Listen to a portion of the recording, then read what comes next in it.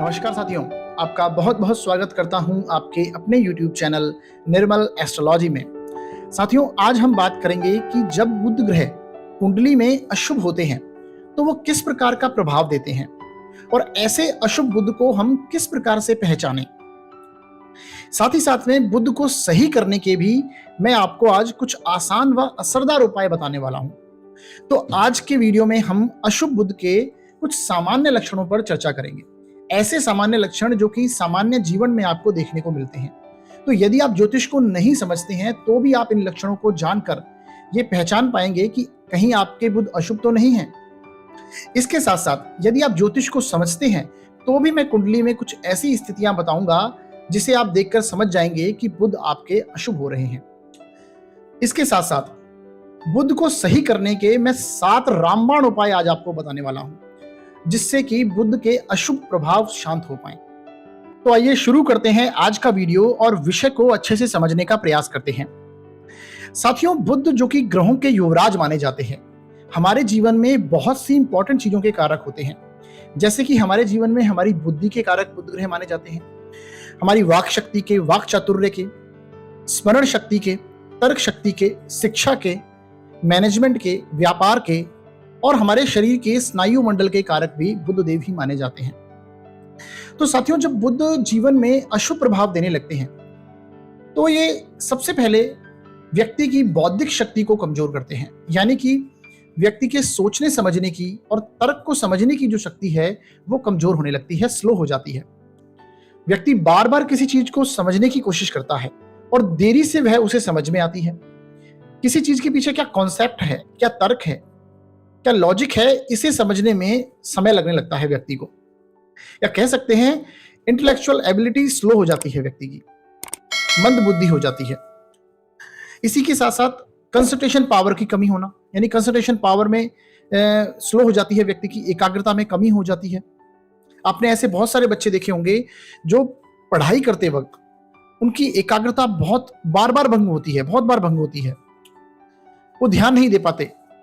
इसी प्रकार बहुत सारे बच्चे आपने देखे होंगे जो किसी चीज को तुरंत समझ जाते हैं, यानी उनकी कैचिंग पावर बहुत स्ट्रांग होती है, परंतु कुछ बच्चे उसी चीज को समझने में बहुत समय लेते हैं। तो ये अशुभ बुध की निशानी है। इसी के साथ साथ देखा जाता है कि कैलकुलेशन, एनालिटिक्स एबिलिटी व्यक्ति की स्लो हो जाती है, क्योंकि जितना भी कैलकुलेटिव पार्ट है ये सारा बुध के अंडर में आता है। मैथमेटिक पार्ट है, मैनेजमेंट का पार्ट है, रीजनिंग एबिलिटी है, ये सारा बुध के अंडर में आता है। तो इन चीजों में व्यक्ति स्लो हो जाता है। तार्किक क्षमता व्यक्ति की कमजोर हो जाती है।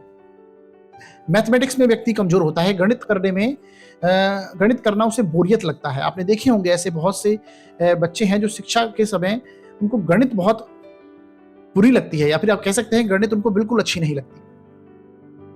तो ये कमजोर बुध की निशानी है, अशुभ बुध की निशानी है। इसी के साथ साथ व्यक्ति की कम्युनिकेशन स्किल सही नहीं होती है, यानी व्यक्ति बातचीत करने में अच्छा नहीं होता है। किसी से कहां पर किस तरह से कैसे बात करनी है ये उसे समझ में नहीं आता है। व्यक्ति की वाक शक्ति या फिर ये कह सकते हैं वाक चातुर्य उसमें नहीं होता है। इसी के साथ अशुभ बुध व्यक्ति की स्मरण शक्ति को कमजोर कर देते हैं, यानी व्यक्ति की याददाश्त कमजोर हो जाती है, उसे चीजें याद नहीं रहती हैं, नाम भूल जाता है, पता भूल जाता है। ऐसी छोटी छोटी चीजें व्यक्ति के साथ होने लगती हैं। इसके साथ साथ हड़बड़ाहट का होना, यानी व्यक्ति में एक अजीब सी हड़बड़ाहट होती है, जल्दीबाजी होती है। जब भी कोई अच्छी घटना हो या फिर कोई समस्या आकर खड़ी हो जाए तो व्यक्ति बहुत हड़बड़ा जाता है, एकदम से पजल हो जाता है, जल्दीबाजी करने लगता है, तो उसके काम खराब होते हैं। तो ये अशुभ बुध का कारण है। इसके साथ साथ निर्णय लेने की क्षमता कमजोर होना, यानी डिसीजन मेकिंग जो पावर है वो कमजोर होती है व्यक्ति की यदि अशुभ बुध हो। आप ये समझिए कि बौद्धिक रूप से जो निर्णय लेने की क्षमता है उस पर बुध का अधिकार है, और जो हमारे मन की स्थिति है, मन से जो चीजें हम डिसीजन लेते हैं वो सारे चंद्रमा के अंडर में आती है। तो यदि चंद्रमा भी कुंडली में कमजोर हो जाए तो आप समझ लीजिए निर्णय लेने की क्षमता पर बहुत गहरा असर पड़ता है। व्यक्ति डिसीजन नहीं ले पाता, कंफ्यूज रहता है, दूसरों से पूछ के निर्णय लेने लगता है और उसके कार्य सारे खराब होने लगते हैं। उसके निर्णय सही सफल नहीं हो पाते हैं, सही अंजाम तक नहीं पहुंच पाते हैं। तो इसके साथ साथ जब अशुभ बुध होता है तो व्यक्ति की वाणी को प्रभावित करता है, यानी व्यक्ति की वाणी प्रभावित होगी किसी प्रकार से, या तो वाणी क्रुद्ध हो जाएगी, या अपशब्द व्यक्ति बोलने लगता है, वाणी में स्पष्ट नहीं बोल पाता है, ये सारी चीजें हो जाती हैं, अशुभ बुध का कारण है। व्यापार में असफलता होना, क्योंकि ज्योतिष में बुध को व्यापार का कारक कहा गया है, यानी व्यापार के लिए हम बुध को कुंडली में अवश्य देखते हैं। तो यदि बुध कमजोर हो तो व्यापार में असफलता निश्चित होती है, यानी कि किसी भी व्यक्ति का व्यापार सफल नहीं हो पाता, बार बार व्यापार चेंज करना और लगातार रूप से उसमें असफल होते रहना, तो आपका बुध अशुभ है, ये आप समझ सकते हैं। मनी मैनेजमेंट को बुध से देखते हैं। जो भी वाणिज्य की चीजें के कारक हैं, कॉमर्स का जो क्राइटेरिया है उसके कारक, कॉमर्स का जो क्षेत्र है उसके कारक बुध माने जाते हैं। तो मनी मैनेजमेंट लो होता है व्यक्ति का, किस तरह से उसे इन्वेस्टमेंट करना है या किस तरह से उसे अपनी मनी को प्लान करना है, ये सारी चीजें व्यक्ति में कमजोर होती हैं, वो नहीं कर पाता है। और शेयर मार्केट की या ट्रेडिंग की बात करें तो कहीं ना कहीं बुध इसके जिम्मेदार होते हैं, यानी अशुभ बुध जब होते हैं तो व्यक्ति शेयर मार्केट में, ट्रेडिंग में लॉस का सामना करता है, तो व्यक्ति को यहां पर संभल के चलना चाहिए। इसके साथ साथ अशुभ बुध व्यक्ति के हाथ पर बार बार चोट लगना, ये भी दिखाते हैं, यानी कि शोल्डर से लेके हाथ तक, आपके हैंड तक यदि आपको बार बार चोट लगती रहती है तो ये अशुभ बुध का कारण है। क्योंकि काल पुरुष की कुंडली में तीसरे भाव के स्वामी बुध बनते हैं और तीसरे भाव से हम हाथ को देखते हैं, शोल्डर को देखते हैं। इसके साथ साथ बहन, भुआ, मौसी आदि से संबंध खराब रहना, यदि आपका बहन से, आपकी भुआ से या मौसी से संबंध खराब है तो आप समझिए आपका बुध अशुभ स्थिति में है। और यदि शारीरिक समस्याओं की बात करें तो अशुभ बुध त्वचा संबंधी रोगों को देते हैं, यानी स्किन डिजीजेस को देते हैं, जैसे कि eczema, skin allergies, itching, skin rashes होना, फोड़े फुंसी वगैरह हो जाना, तो त्वचा संबंधी रोग अशुभ बुध देते हैं। इसके साथ साथ न्यूरोलॉजिकल प्रॉब्लम भी अशुभ बुध का कारण बनती है, क्योंकि नर्वस सिस्टम के हमारे कारक अशुभ बुध माने जाते हैं। तो पार्किंसंस जैसी प्रॉब्लम, एपिलेप्सी, न्यूरोमस्कुलर डिसऑर्डर होना, स्ट्रोक्स आ जाना, ब्रेन ट्यूमर होना, इसके साथ साथ स्पाइनल कॉर्ड से संबंधित यानी रीढ़ की हड्डी से संबंधित जो समस्याएं हैं ये भी अशुभ बुध के अंडर में आती हैं। तो जब बुध किसी ना किसी प्रकार से अशुभ होते हैं तो ऐसी प्रॉब्लम देते हैं, नर्वस सिस्टम से संबंधित प्रॉब्लम देते हैं। इसके साथ साथ डेवलपमेंट डिसऑर्डर देना, क्योंकि डेवलपमेंट पूरी तरह से हमारी बुद्धि पे डिपेंड करता है, हमारे मस्तिष्क पे डिपेंड करता है, तो इससे संबंधित जो रोग हैं ये अशुभ बुध के अंदर आते हैं। हालांकि डेवलपमेंट, शरीर का डेवलपमेंट के कारक गुरुदेव और बुध दोनों माने जाते हैं। तो कुंडली में यदि गुरु की स्थिति भी कमजोर हो जाए और बुध भी अशुभ हो रहे हों तो डेवलपमेंट डिसऑर्डर क्रिएट हो जाते हैं, जैसे सेरेब्रल पैल्सी, बेल्स पैल्सी, या फिर इंटेलेक्चुअल डिसेबिलिटी आ जाना, ऑटिज्म होना, डाउन सिंड्रोम वगैरह होना, हाइट का ना बढ़ना, ये सारी चीजें डेवलपमेंट डिसऑर्डर के अंदर आती हैं, तो ये अशुभ बुध का कारण बनती हैं। इसके साथ साथ यदि आगे देखें तो श्वास लेने से संबंधित, यानी कि जो रेस्पिरेटरी सिस्टम से जो संबंधित हमारे अंग हैं उनसे रिलेटेड रोग होने की संभावना बढ़ती है, जैसे नाक के रोग होना या फिर अस्थमा का हो जाना, फेफड़ों से संबंधित कोई भी रोग हो, तो ये सारे रेस्पिरेटरी सिस्टम के रोग हैं। तो इससे संबंधित जब रोग होते हैं तो इसके कारक अशुभ बुध बनते हैं। इसके साथ साथ नपुंसकता को भी अशुभ बुध दर्शाते हैं। साथियों, ज्योतिष में शनि को और बुध को, दोनों को नपुंसक ग्रह कहा गया है। तो जब इनका संबंध पंचम भाव से बनता है और कहीं पर यदि अशुभ बुध हो जाते हैं, यानी बुध कमजोर स्थिति में कुंडली में बैठे, उनके पास बल नहीं हो, तो व्यक्ति नपुंसकता का शिकार होता है। इसके साथ साथ मेमोरी लॉस होना, यानी कि याददाश्त कमजोर होना, स्मरण शक्ति का कमजोर होना, चीजें व्यक्ति भूलने लगता है, छोटी छोटी चीजें भी उसे याद नहीं रहती, जैसे कि अल्जाइमर डिजीज होना, इसे हम भूलने की बीमारी के नाम से भी जानते हैं। इसके साथ साथ शॉर्ट टर्म मेमोरी, यानी कि थोड़े समय बाद चीजों को फिर से भूल जाना, बार बार भूल जाना चीजों को, ये सारी चीजें अशुभ बुध के अंदर आती हैं। मेमोरी लॉस की प्रॉब्लम अशुभ बुध के अंदर आती है। तो ये कुछ ऐसे लक्षण मैंने आपको बताए जो कि आपको सामान्य जीवन में देखने को मिल सकते हैं, और आप समझ जाइए कि ऐसे व्यक्ति जिनके साथ ये लक्षण दिखाई दे रहे हैं उनका बुध अशुभ प्रभाव दे रहा है। अब साथियों, जो लोग ज्योतिष को समझ सकते हैं उनके लिए अभी हम कुंडली में अशुभ बुध के कुछ ऐसे स्थितियां बताएंगे जिससे आप समझ पाएं कि बुध अशुभ प्रभाव दे रहा है। साथियों, यदि बुध 6, 8, 12वें भाव में बैठे हों, यानी कि छठा भाव कुंडली का ये होता है, यहां पर आपकी कुंडली में बैठे हों, या फिर अष्टम भाव में, ये 8वां भाव होता है कुंडली का, यहां बैठे हों, या फिर 12वें भाव में, ये 12वां भाव कुंडली का है, यहां बैठे हों, तो बुध अशुभ प्रभाव देते हैं। इसके साथ साथ यदि छठे, 8वें, 12वें के स्वामी के साथ बैठे हों, यानी कि यहां पर यदि जो राशि लिखी हुई है, छठे भाव में, 8वें भाव में और 12वें भाव में जो राशि लिखी हुई होगी, जो अंक लिखा हुआ होगा, उसके जो स्वामी ग्रह हैं उनके साथ यदि बुध की युति हो रही हो, या फिर उससे दृष्टि संबंध में हो, किसी भी प्रकार से उनसे संबंध बनता हो, तो बुध यहां पर पीड़ित हो सकते हैं। तो इस प्रकार से बुध अशुभ रिजल्ट यहां पर करेंगे। अब यदि बुध अस्त हो रहे हों, अब बुध अस्त कब होते हैं? जब ये सूर्य से 13 डिग्री के अंदर अंदर आ जाए, यानी 13 डिग्री के नजदीक आ जाए, तो बुध अस्त हो जाते हैं।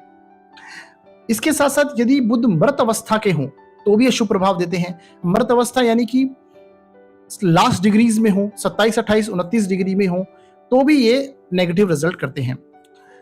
इसके साथ साथ यदि बुध नीच के हो गए हों कुंडली में, अब बुध नीच के कब होते हैं?